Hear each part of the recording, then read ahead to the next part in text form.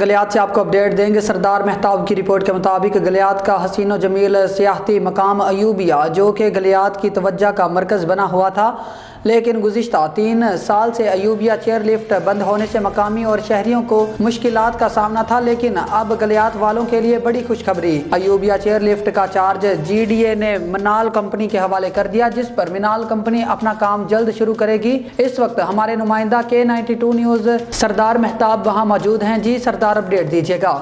سردار مہتاب میں اس وقت علاقہ گلیات کا سیاحتی مقام ایوبیہ چیئر لفٹ میں موجود ہوں۔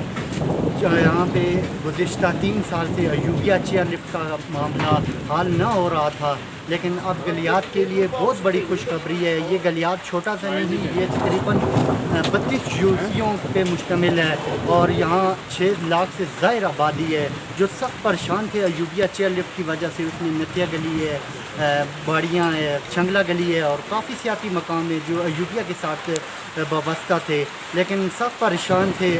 اب ایوبیہ چیئر لفٹ کا معاملہ آخرکار حل ہو گیا ہے۔ جی ڈی اے نے منال کمپنی کو ہینڈ اوور چارجز سنبھالنے کے لیے کل اجازت دے دی ہے۔ اب منال کمپنی نے